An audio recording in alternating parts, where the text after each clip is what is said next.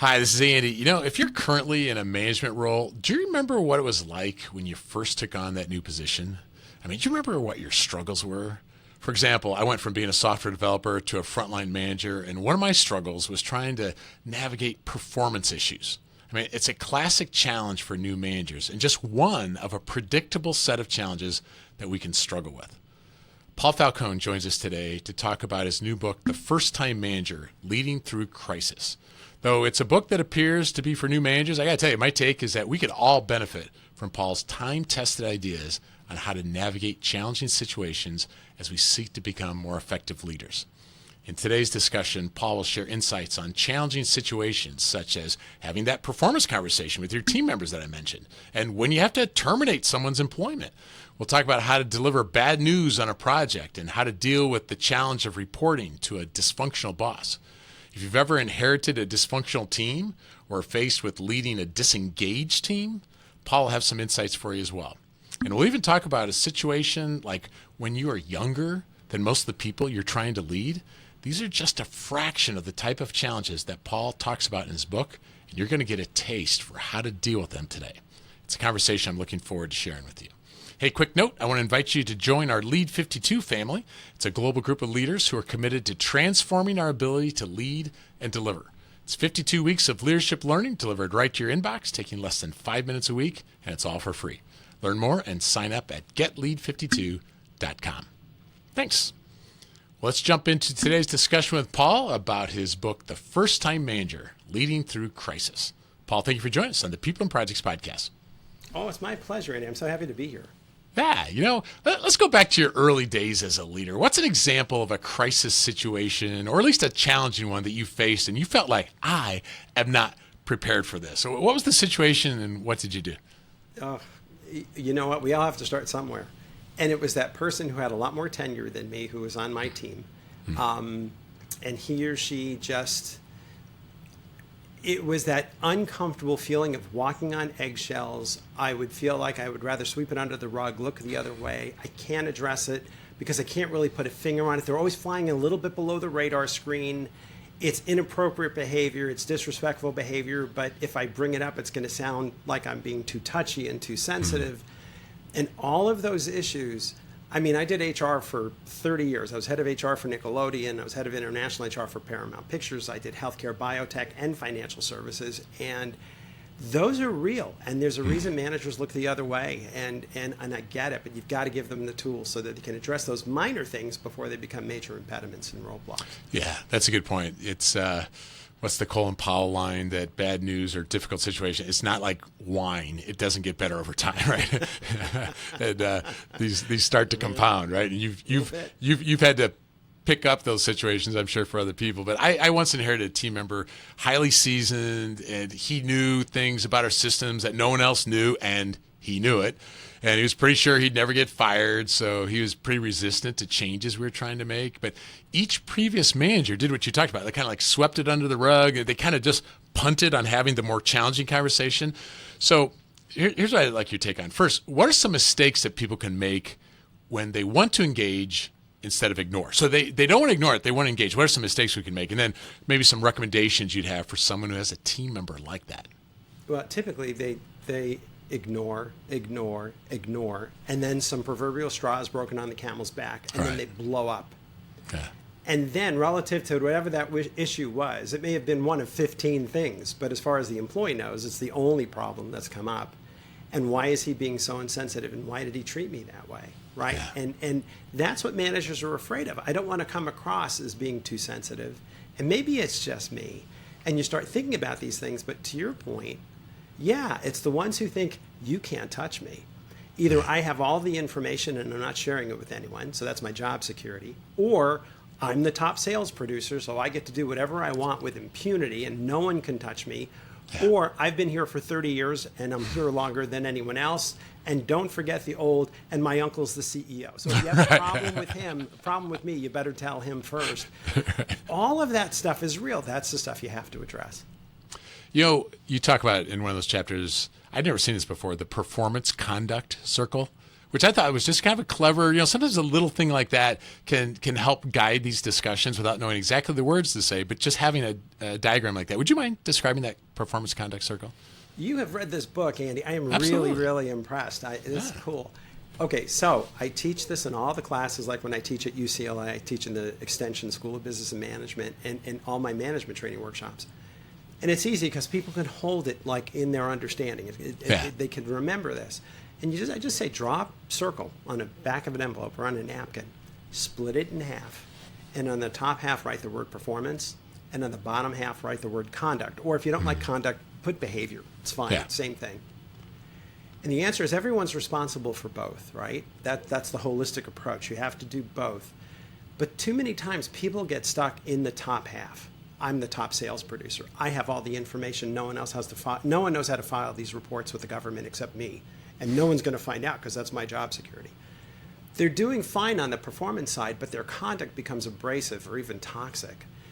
And the managers seem to rotate in and out of the unit, but that person is never touched. And all the other employees are like, how come they don't do anything about Paul Falcone? How come he's still here? He's so hard to work with, but the management of this company won't deal with him. Yeah. And that scenario, Andy, is just so real in so many different shops that the reality becomes when you sit with someone and say, listen, I'm holding you accountable for both sides of the circle. You're doing fine on your performance. This is not a problem with that. But on the behavior side, on the bottom half of the circle, there's really a problem that I'm seeing. And from my vantage point, people are using words to describe working with you as toxic, as they've used the word belligerent, antagonistic, condescending. People are basically avoiding you. Okay, they cut a white swath around you. They'll get an answer somehow else rather than coming to you. You're better than that. I need you to be the one, because of your tenure or because of your outstanding performance, to become a role model leader. I want people to seek you out. And if you can become as strong in the bottom half of the circle as you are on the top, your career goes through the roof. The question is, are they describing you as Tony and or Tony but? In other words, is it, I know Tony, he's the top producer and everyone loves working with him and everyone goes to him when they have problems and they need help? Or are you Tony, we know Tony, he's been here the longest, he's the top producer, but no one likes to deal with him because he can be so antagonistic that we'll do anything rather than have to deal with him. Which one do you want to be? Now, let me be your coach and mentor. I can help you fix this right here, right now, so that this never plagues you. But even if you don't want my help as your mentor, I'm still holding you accountable for your perception management. The management perception, the leadership perception that you give off your brand right now is not serving you, and it's not serving our sales branch. So I've got to reset those expectations with you. And again, in this case, it's funny. Andy, I'm not yelling, I'm not screaming, I'm not judging, I'm not making him feel guilty or feel bad. I'm just coming from observation. Yeah. That's good, and you're also not ignoring the fact that they're performing. I mean, you are, and you're also kind of raising their status by saying, "I know you can do better." Yeah, right, right. And when you can phrase things, and that's the 101 Tough Conversations book that I wrote. If you can phrase it in a way that makes people realize it's in their best interest, I don't mean that. Okay, on the spot, they're going to say, "Okay, Paul, well, I'd love for you to be my mentor." Some people need to sleep on it for a night or three. Yeah. Some people, for the rest of their lives, they'll never forgive you, right? Because they're so angry that you called into question their conduct. Right. But the reality is, you have to make a decision as a leader. If Paul is bringing in 80% of your branch revenue, but Paul eats his young, and you can't grow that branch because he destroys camaraderie and everyone ends up leaving, you're never going to make more money than Paul brings in. Basically, your branch is dependent on one salesperson. So you have to make a decision. Am I going to reinvent the branch, even if it means no Paul Falcone, as an example? Or am I just going to look the other way and let Paul bring in 80% of the revenues in that branch and not worry about it? That's where you have an ethical question where you have to ask yourself. But I still think that if you can help people understand that it's in their own best interest to improve in that particular segment of the circle, that you're holding them accountable for the full circle. I've told people, listen, if I had to give you a performance review right now, you would not be meeting expectations. Yeah. You're only meeting partially. But if I can make you as strong in the bottom half of the circle as you are in the top, man, your career could go through the roof. Let me be that for you. You'd be surprised how it can turn things around. Yeah, I love it. It's just easy to follow, and just for those listening, you also give us in the book a way to anticipate. Well, they might get defensive, or they might think, well, that's not my job to mentor these other people or to whatever. That's your job. And so it's not a here's the catchy phrase, just say this. It is how to walk us through. You let us be, I think you used the term, the fly on the wall of these sort of conversations. And I don't know, I think I just learn more effectively that way. Yeah, I think most people do. Yeah. And the funny thing is, like I say, if you swallow it and then you blow up, then they're going to point back at you and say, well, that Paul Falcone has a hard time leading people because I heard about that situation and there's no reason he should have blown up.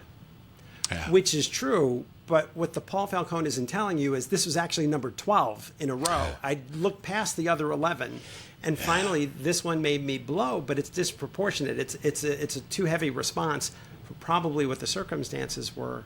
And the problem was the manager didn't get to it sooner. Yeah, that makes total sense. Let's say a listener needs to terminate someone's employment. In this case, because in the book you have some when it's for cause and when it's not for cause. And so let's say in this case, it's not for cause. It's just more budget cuts or other non-cause related reasons. Once again, what are some mistakes we need to avoid and something we should remember to do? So the first thing I'd say is this, Andy. If you're going to terminate or lay off, whatever, eliminate a job, do it early in the day and early in the week. Don't do it Friday at 4:45. That's how companies try and do it too many times. They want the person to disappear and just sweep them under the rug, make believe they don't exist anymore. And on Monday, we won't talk about it. Yeah. That's a mistake. First of all, workplace violence often happens on Monday mornings. And the reason is they were cut off from the company at 5 o'clock on Friday. They had no one to talk to on Saturday and Sunday, and to an unhealthy mind who's looking for some kind of revenge. Listen, that happens. The second thing I'd say is if you're going to do it early in the day and early in the week, say Tuesday morning at 10, make sure they know that they have continued access to you. What I've said to people as I've terminated them is, look, we realize you tried your best, and we thank you for that. And the most important words I want you to hear, thank you for the work you've done here for the last 2 years. Yeah. But what happened was it did violate the terms of the final written warning, the PIP. We do have to separate your employment, but I want to let you know, make me your concierge. I will help you with your resume. I will help you do a role model, help you with your resume. I'll help you do a role model interview if you've never interviewed or you hadn't interviewed in a long time. I'll help you with your COBRA application, with your unemployment application. Whatever you need, I'm here for you. And I'll always prioritize your call. What that does, Andy, is it lets people walk out healed. Listen, they're still unhappy they got laid off or termed, but at least the company was cool about it. Yeah. In reality, sometimes managers get so nervous, they say really awkward things. And it's like, but they're nervous too, and I get it. So just put yourself on the receiving end. If you were you're the average bear, if you were on the receiving end of that message, how would you feel about it if your boss said it that way, as opposed to, this is your last day of employment, you've terminated, violated the terms of your final written warning. Please, let them heal. That's an important part of any kind of separation of employment. I want them to still feel good about themselves and feel good about the company. I don't want them to feel like their 2 years here have been a total waste and now they're mad at everybody. So, what I find so encouraging about this, Paul, is I especially, and because of your HR background, I feel like a lot of the focus in the last decade has been you're escorted out of the building. There's a lack of humanity in it, And I love this point. Like you make the point in the book of don't hesitate to use the words thank you and I'm sorry. I think you even had in there, right? I mean, it was dripping with empathy instead of hey, it's not personal, it's just business, but it always feels personal, Yeah, dripping with empathy. I think I've got a new book. I think you just gave me the title of a brand new book. No, but Andy, you're right. Come on. The reality is this: if all of us will be laid off at some point. Sorry, it's a rite of passage today. Corporate America is moving too quickly. These tectonic mergers happen, and all of a sudden, with the stroke of a pen, divisions are gone, departments are gone. Yeah. Let people heal. It's hard. People are scared. Some people who have never been through it before will absolutely panic. Yeah. I remember the first time I got laid off. It was pretty scary. Yeah. But the reality becomes you're going to be okay. And I think it's that calming influence. That's what really makes for a great leader is, you're helping people keep a healthier perspective on things. And that's really where the key lies. I love it. It's you're showing that even despite what's going on, you're still an ally of sort, right? You're still I'm not against you as a person. So that is just great advice. Let's take another challenging situation, because we have a lot of project managers listening to us, and they have to deliver bad news sometimes. Yeah, maybe it's project delivery date is slipping, maybe unexpected budget issues. That can feel like a crisis in the moment because I feel like I'm going to look bad. So what are some important lessons you like to teach new managers or any manager about delivering bad news? Well, it's all about leadership communication, right? And it's, first of all, I'm going to start with the reciprocal, delivering good news. There are a lot of managers out there who don't give a lot of recognition or praise in public, and they should. Recognition is free. It costs nothing. Give it generously. It's the psychic income. It's what keeps people coming back to work with their tails wagging, right? The happy cow produces more milk. When you feel like you're hitting on all cylinders, you're at the top of Maslow's hierarchy, you're going to want to come back to that boss because you appreciate the fact that they recognize what you do. And you will be surprised, having done 30 years of exit interviews, and I've worked in good companies, how many times employees feel like, man, you can kill yourself in this company. You won't hear a word of thanks, make one mistake, and they're all over you. And it's that management by mistake which becomes some people's mode of operating, which is a real shortcoming. So give the expression is recognize in public, censure in private, right? Praise in public, share in private. So, or criticize or censure in private. Let's talk about the censuring part for a minute. A, it should be done in private. And B, it's not what you say, it's how you say it. If you sit with it and say, why did you do that? What were you thinking? You just lost them. Yeah. Okay, just so you know, now they're in total self-defense mode and they're looking to blame someone else. Yeah. The better way to approach it is to say, I've got some ideas and I've got some thoughts that I think are going to help here, but I want to hear from you first. Tell me where you're at on the project and tell me where you're thinking, how things are looking. When you start with them, giving them the chance to begin, oftentimes they'll say, well, you know what, Andy, I think things are going well, but I'm worried about one thing. I think we're going to have to push back the go live date. And that can turn it, well, you already knew that as the manager, but you let them be the ones to tell you. And that kind of gives them a chance to kind of take ownership of it. And that's what you want. Look, I'm not here to judge people. I'm not here to make people feel bad about themselves. But if they are falling behind, I have a choice. Either, Andy, you're falling behind. What's going on? In that tone of voice. Right. Or, Andy, come. I've got some ideas here that I think I can share with you, but I want to hear your side of the story first. Tell me where we're at on this, and tell me how I can help, and what's the bigger picture. Now, if the Andy in the situation doesn't say, Paul, I think we're really falling behind on the deadline, and you know we are. Okay, once Andy's finished giving his thoughts to where things are, you could then say, Andy, tell me where we are deadline-wise. Are we going to hit where we need to be? And if he still doesn't get it, you can say, well, I'd have to disagree with that one. Let me tell you what I'm seeing as I project this out. I'm thinking we're falling short by about 2 weeks. Yeah. Tell me if my math is wrong, but this is how I see it. Oh, gee, Paul, I didn't realize that.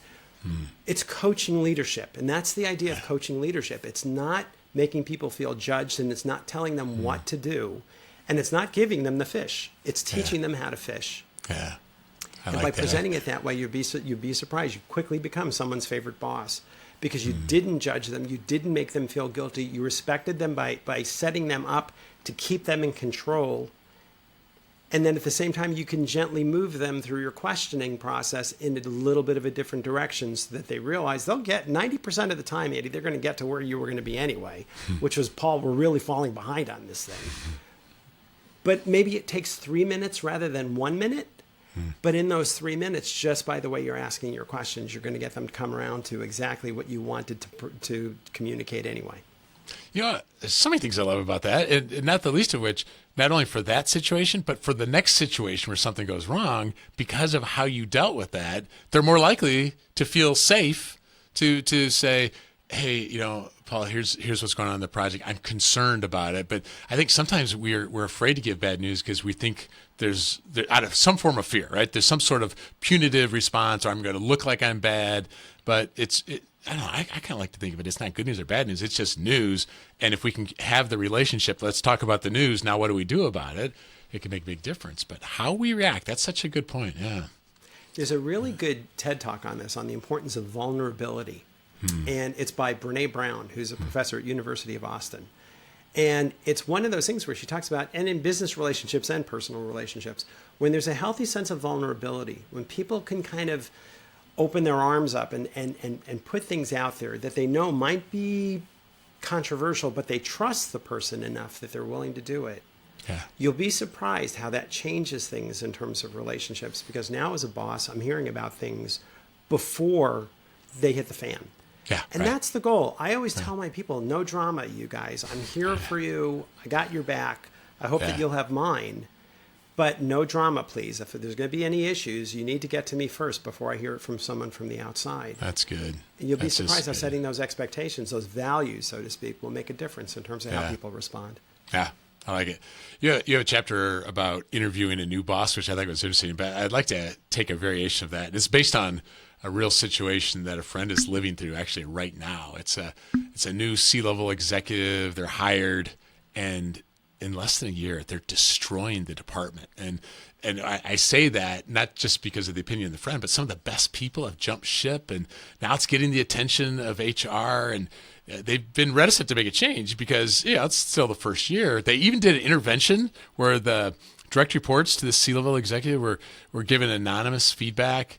And then when the leader was confronted with it, the leader denied it, blamed the team members, and HR still hasn't taken action. In fact, in a recent meeting, HR was there, the leader was there, and the direct reports, the HR person said, okay, with the leader, 1 to 10, how supported do you feel now? With the leader right there. And so they felt like they couldn't be honest. It just felt so dysfunctional. So here's my question. The details can differ, but what are some mistakes to avoid and strategies to follow when a listener is dealing with a dysfunctional boss? Toxic is maybe subjective, dysfunctional may be subjective, but it's just a boss who's not dripping with empathy. Okay, they're just. What are some ideas? Yeah, the boss isn't dripping with empathy. I like that. That's good. Now, so the funny thing, Andy, I look at this and I think, okay, rule number one, it's great to have a great boss, because great bosses help you do your best work every day with peace of mind. They they help you really reinvent yourself. You feel comfortable in your own skin. You feel like they've got your back. It makes you do your best work. Again, happy cows produce more milk. The second graders will do their best work for their favorite teacher. It's that same basic concept. But it's important that you have bad bosses too, because they help you define who you're not. So before you very quickly say, oh, this Paul Falcone is the worst thing that's ever happened, just understand something. There's a little bit of a gift in there too, because they're giving you outer parameters of who you choose to be. And believe it or not, the whole world isn't full of great bosses. Yeah. In my career, I've had about 50-50, and you need both. So that's the first thing I would say from the 30,000 foot view, just to take you out of the weeds. Understand that this challenge is a real challenge that everyone gets at some point in their career. How you define yourself, who you choose to be relative to this idea is what you're challenged with right now. Now, the next thing from a common sense standpoint is if you're seeing one bad leader coming in at the C level with poor ethics, poor communication skills, poor team building skills, poor leadership skills. Look, I don't know. Is the person under a 5-year fixed term contract where they're not getting rid of her for 5 years or getting rid of him for 5 years? You're not going to necessarily know that. But if the turnover keeps up and no one is able to stop the hemorrhaging, there does come a point where you have to get, do I want to do this? I mean, life is fairly short. Yeah. Unless there's something else for you going on at that company, sometimes that is a reason why people leave. No judgment here. It just kind of is what it is. Yeah. But I'll usually advise people before you run out the door, try and fix whatever that challenge is to the degree that you can in terms of how it affects you. Yeah. If you can say, I've got a good relationship with that C-level person, no one else seems to, but at least I do, and then you leave, I'm cool with that as your coach. If you run from the problem without trying to fix it, that could be a clam, a career-limiting move, because the reality becomes you're going to face this again. Yeah. So learn how to master these things in the moment. This is really how we grow. This is how we mature. And these are the scars that we get as we move through our careers. But that's where the wisdom comes from. It comes from the scars, unfortunately. So right. Hey, it's funny as you're saying that, I'm reflecting on probably one of my toughest bosses. I wouldn't say that this boss was toxic necessarily, although at the time I probably would have maybe more easily made that judgment. But through the passage of time, reflecting on it, and maybe lots of therapy, I would say that they're probably one of my best bosses. In the sense of, like you said, you can learn from a bad boss. You can learn of well, if I'm in a position like that, I don't want to do that. But also, how do you learn to deal with people that are like that? So, I don't know that would necessarily bring a lot of comfort to people, but I think it should, in the sense of you're going to have another bad boss someday. So how can you learn how to navigate in that situation? I appreciate my friend in this situation where he's not jumping ship yet.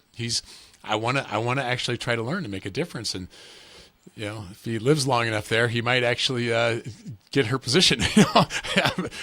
Actually. Yeah, it's so funny you bring it up, because you're right. There's different leadership styles. And when you can work under the really, really tough ones, that says a lot about you and your character and your stick-to-itiveness and that sort of thing. The one thing I'll say is this, from my experience, Andy, we've lost the ability as a society to sit around the campfire and pass wisdom from the elders down to the younger generation. Right. We're just not good at it anymore. We're too busy. We're looking at our phones, blah, blah, blah, blah, blah. Really, when you think about what are staff meetings about, what are quarterly one-on-ones that focus on professional and career development all about? What about the one-on-ones that we're having with our remote employees every week, or at least our direct reports? Those are your opportunities to teach. And that expression is what you want for yourself, give to another. So even if you don't have a boss right now that's knocking it out of the park as far as you're concerned, I don't care. You build your own empire. You build your own infrastructure. You build your own team. Regardless of who's shooting bullets and, spitting fire on top of you, don't ever use that as an excuse to do that to your own employees. But build that ecosystem underneath you where people feel like they're appreciated and they're recognized. They can make themselves vulnerable in a healthy sense. There's trust. They can take risk to the point where they can get creative and innovative, because that's where creativity and innovation come from. It's the willingness to take healthy risks. And if you're working in an environment where you're like, it's management by mistake around here, you make one mistake, they're all over you. You ain't gonna be getting any creativity and innovation out of that group. So, you know what I'm saying? It's like when you do these surveys, what are the CEOs of America and the world, the global CEO surveys, what are they all saying? And it's what they're saying is they want leadership and communication and team building. Those are your big three. And then as they build under that, they want collaboration. They want creativity and innovation. They want the idea of agility and flexibility to deal with all the changes. You're even seeing things come up like we want the ability to deal with crises, because crisis management is kind of what today is. We're in this post-COVID reintegration phase that's really hard, still with supply chain problems, certainly talent scarcity. How do you build rapport? Now they talk about the importance of emotional intelligence. When I was growing up in HR, we called it soft skills. And they'd be like, get out of here with your soft skills. We're not interested. We don't need that. Now, all of a sudden, on all the CEO surveys, they want, emotional intelligence. Why? They want people who can bond, who can build trust, especially when their employees aren't in the workplace.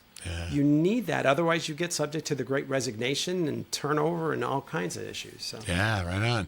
Let's say a listener has inherited a new team, and the more they learn about this new team, the more they realize there's a lot of strained relationships here. Maybe people ignoring each other, kind of like that awkward silence in the meetings, or disrespectful toward each other in the meetings. In a sense, they're faced with what you talk about in your chapter 19 about turning around a dysfunctional team. So, I mean, the answer to all these questions in some ways is it depends. But what's an example of a place to start when someone inherits what feels like a dysfunctional team? Well, it depends. Just right, kidding. Exactly. Just kidding. Yeah. Well, first of all, do your due diligence. When you get a new team, look at their personnel files, right? It's a good idea to get a feel for performance reviews. Is there any active discipline going on? Any special letters of recognition that are in the personnel file? Is this person the employee of the month or the employee of the year in the last 5 years? Try and get a feel for them, just doing a little bit of due diligence and homework. That's step number one. Step number two, though, is get to know them individually. Before you start trying to fix things at the group level, you need to know who your friends and your foes are. There are going to be people who say, Paul, it's been dysfunctional, but I'm willing to help be part of the solution. And then you can ask that person, how can we be partners in this? How can we do this together? You know the members of the team better than I do. I've inherited all of you, but what can I do to help? And what do you think? What are the lowest hanging fruit? Where do we go? And you do that individually so that by the time you get together in a group, say 4 people or 8 people or whatever it happens to be, at least in terms of your direct reports, there may be extended reports. You may have 40 or 400, I don't know. But at least in terms of your direct reports, trying to build the one-on-one trust is the first place to start. And then step number 3 is then you can bring things and ideas to the broader group of your direct reports, maybe all 8 of them, see where we can go with that. And then if we can get, agreement there, then we can roll it out to the rest of the 400 people on the team. So again, start small, bite-sized pieces, but it's all dependent upon strong interpersonal relationships. And people want to know that you're listening to them and hearing them. And that's where you get your own credibility, and that's where the trust grows one-on-one. From there, you grow to the rest of the team. That's so good. I seem to recall around that chapter you talked about the fall off the planet test. Would you mind explaining what that one is? It just cracked me up. Fall off the planet test? How would you describe that? Fall off the planet test. No, it's real. It's real because as an HR guy and even as a coach, I talk to managers about, wait a second, you've got to kind of figure out where you stand relative to this person who you're pulling your hair out over and your hair's turning gray and all this. Let me ask a quick question. I'm going to use something I call the fall off the planet test. I'll give you 3 choices. If Paul Falcone was no longer employed by this company as of 3 o'clock today, would you A, totally freak out because you don't know how you're going to get your job done because he takes on so much responsibility, he's your go-to person, he's your guy, blah, blah, blah, blah, blah. Yeah. That's choice 1. Choice number 2, if Paul Falcone was no longer at the company, I'd probably realize that, but it might take me a few weeks before I realized he was gone because I don't really know him all that well. Okay, that's your second choice. Third choice, if Paul Falcone was no longer at this company as of tomorrow morning, beers are on me. I can't tell you why. Because it's like, you know what? I am so excited I could finally rebuild this unit because that negativity and that worm in the apple is finally gone. Where do you stand? And I keep it that distinct, Andy. I really want them to think about it. Is it someone you would die without? It's someone you might not notice is even gone for a couple of weeks, or are you doing the jig? And really, once I know what pocket they put it in, it's like then as an HR guy, I could proffer some solutions. The question is, are you really afraid to lose them? If your answer is, I'm not afraid to lose them, we could be a little bit more aggressive in terms of our approach. If your answer is, Paul, I can't lose him because if I lose him, I'm going to lose 80% of the branch revenues. Now isn't the time for me to do that. Then it's going to change the way we're going to approach this thing. We are going to have to be a little softer in terms of the initial approach. Yeah, I like it. I heard it once. It wasn't called the fall off the planet. It was, would you go run and puke? and I don't remember what the middle one was, but the other one was dance the jig. Yeah, so I thought yours is a really clever way of saying it.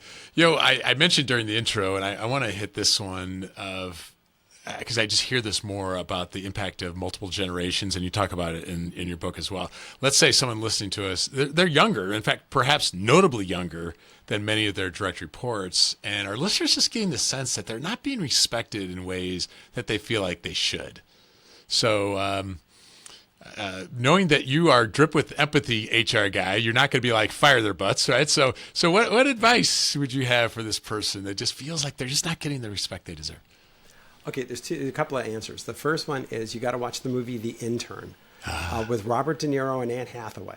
As a team, recommend it to your boss because everyone should see that. It's a beautiful movie. It's hysterical. It's cute. It's got so many good things in it, but it talks about how the mentoring and the reverse mentoring works, right? In a fun movie and in a fun way and in a safe way, people can see about how the elders have things to teach the younger generation and the younger gen has things to teach the elders.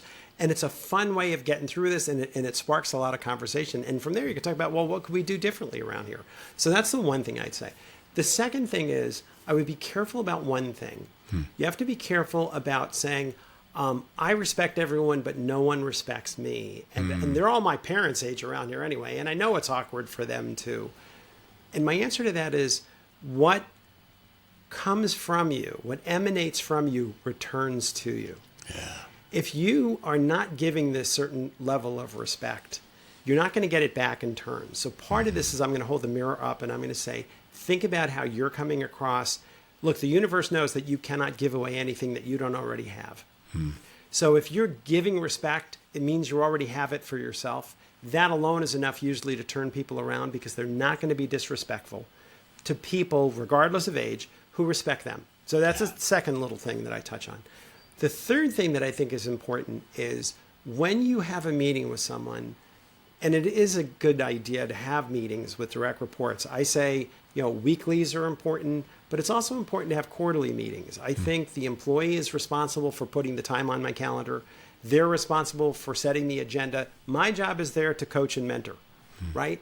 But the idea is I want to be able to talk about their career and professional development interests, how they're doing in terms of progressing towards their goals at work, anything else they want to talk about. But that's also an ideal place to talk about, I think we've got a difference in perception. And what do you mean, Paul? Perception isn't real, right? Perception is reality until proven otherwise.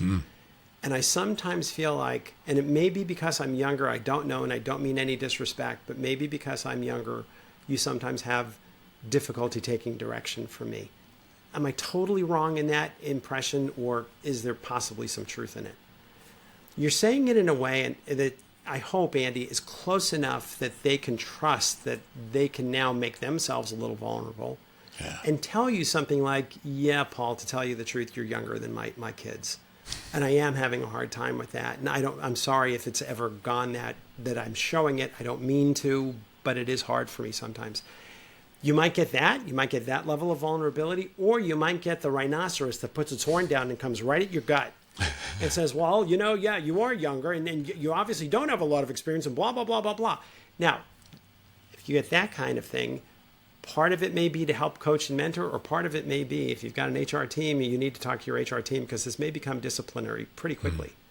That does trigger insubordination. It's a reasonable directive I'm giving, and this person isn't following it, or this person is purposely going out of their way to be a worm in my apple. That's a conduct-related offense. That is a disciplinary offense. And that may be the option because some people don't have the level of self-awareness where they can empathize with you as their manager, regardless of your age, and they're just going to keep pushing you up against the fence. What happens with bullies is push them back, they won't bother you anymore. The question is, how do you do that? Can you try and do it gently first? Try and get the buy-in and the trust first, but if that doesn't work, then discipline may be your next step. But the bottom line is this is not going to continue. So that's kind of where I come from. I appreciate that perspective. Let's go one more. I just want to pass by. And because you had a chapter on this one as well. Let's say you have a team member that uses a lot of F-bombs and profane language. And I know the norms regarding this will vary based on culture and organization. But let's say a new manager, maybe they're concerned they could come off, you mentioned this before, overly sensitive if they confront this. But they also feel like it's not good for the team. So any thoughts? Because I know you have a chapter on that. What are some ways you deal with something like that?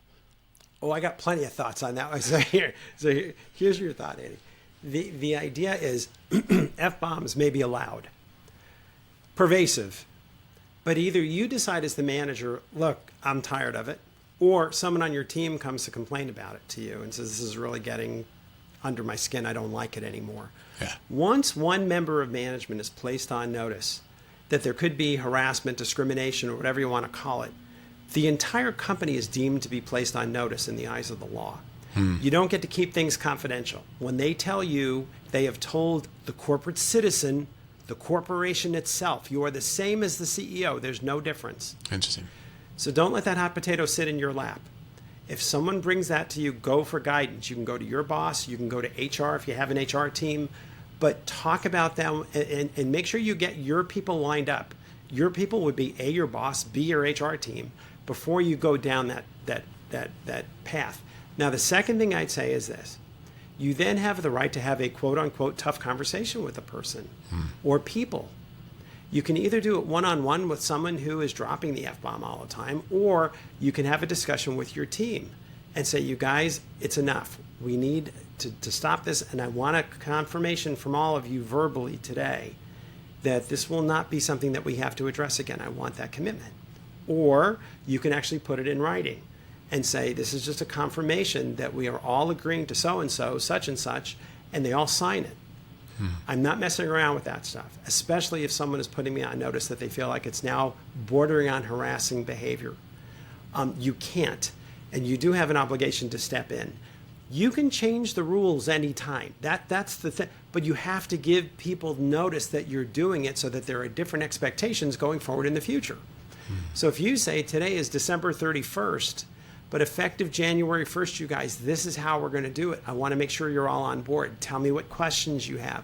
I actually want to put it in writing as a memorandum of understanding. Please sign off on this, that you agree that you'll support me in this.